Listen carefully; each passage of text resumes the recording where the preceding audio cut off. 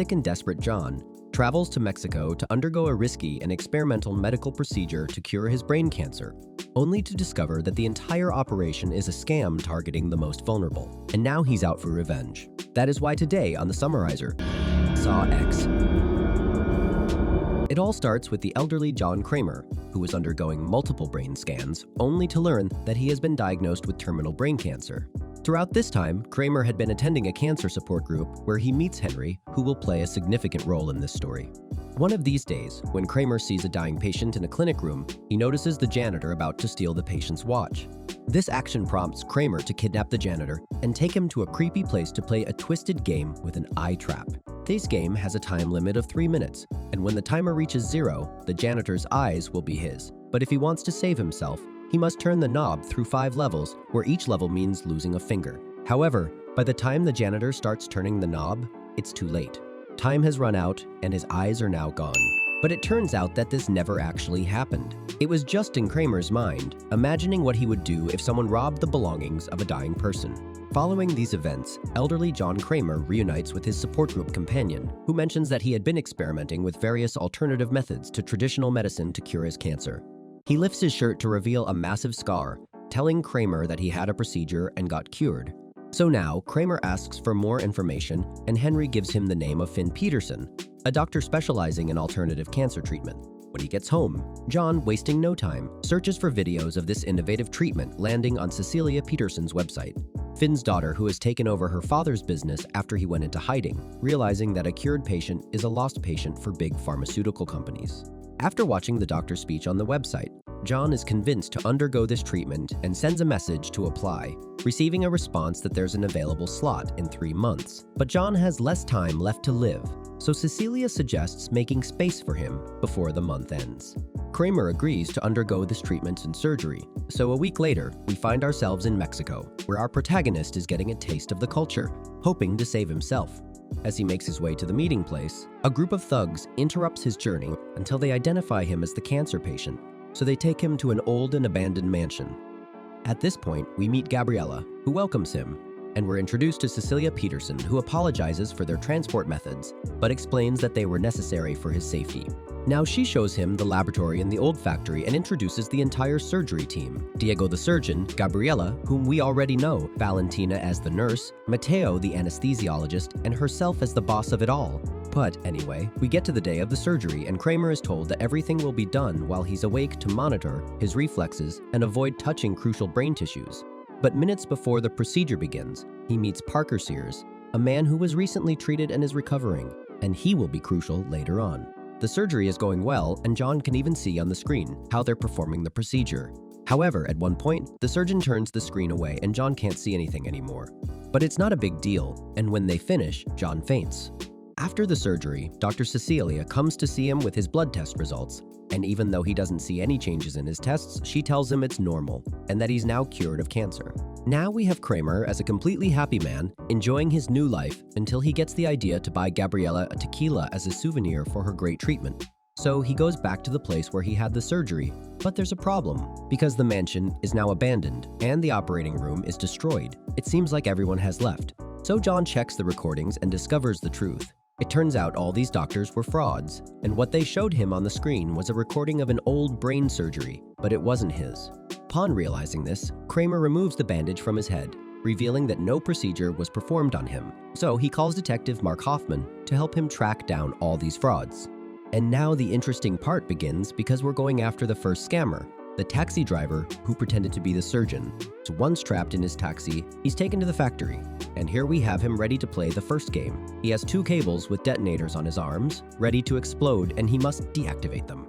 For this, Kramer left him some scalpels with which he'll have to mutilate his arms to remove the detonators. It seemed difficult, but he manages to do it and saves himself, theoretically, because they don't explode, but his arms are completely destroyed. After this, Kramer gives him a lesson and leaves him after providing a first aid kit. Now Kramer calls Detective Hoffman to help him find the rest of the scammers, and the second to be kidnapped is Valentina, the biochemist. Then, with the help of his daughter Amanda, disguised as pigs, they capture Mateo. They proceed to catch Gabriella, and finally, Cecilia, the boss of it all.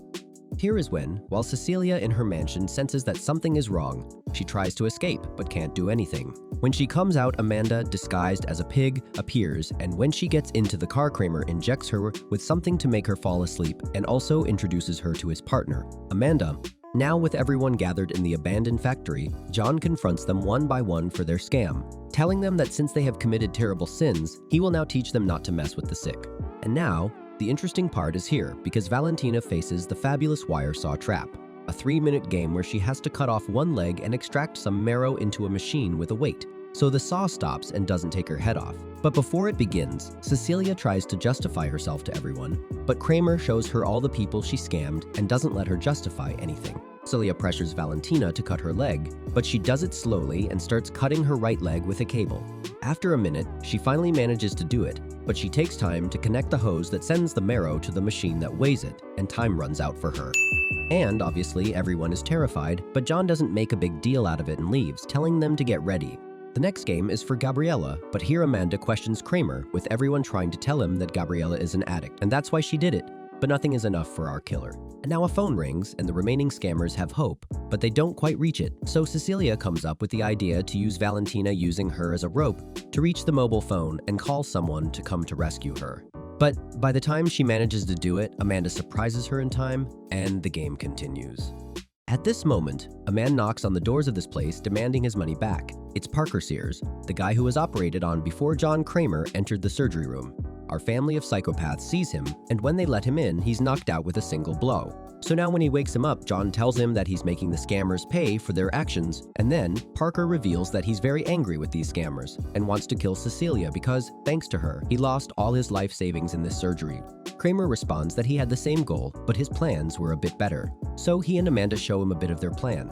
But let's say Parker isn't too thrilled with this, and horrified he tells them they're psychopaths. However, Kramer doesn't make much of a fuss, and after taking his gun away, leaves him as a spectator. When Amanda finishes preparing the anesthesiologist Mateo, the next game begins, but he doesn't want to play.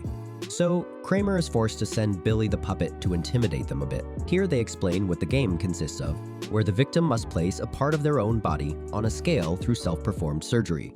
The only catch is that he didn't provide anesthesia, playing with his fake profession.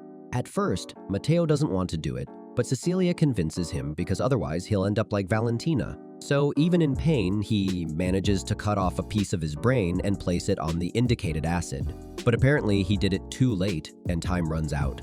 So the machine activates and closes with a man face roasting Mateo's head. While this is happening, Amanda tells Kramer that maybe Cecilia's father, who is a real doctor, can cure him. But Kramer makes it clear that people, when they're about to die, always lie to save themselves, and Cecilia has surely done so. When dawn breaks, Parker is released, and Gabriella is up next to play. So now she's visited by Billy, and although she initially doesn't want to play, Kramer makes it clear that it's not an option.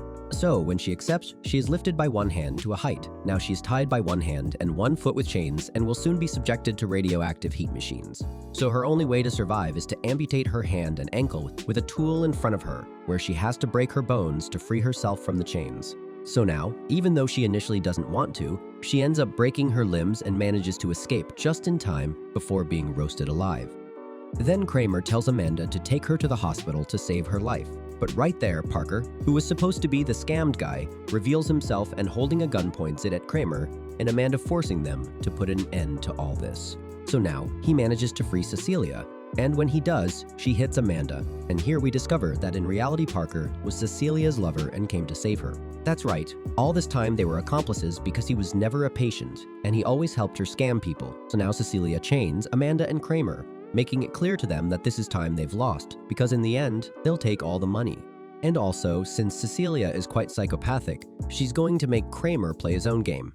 Although now the old man tells her that Gabriella deserves to live, as she managed to pass her trap, she should be taken to the hospital, or else she'll die. But as more people alive means more people to split the money with, Cecilia kills her in front of everyone. At this point, Amanda makes it clear to Parker that when Cecilia gets the money, she would kill him and betray him because she's very greedy.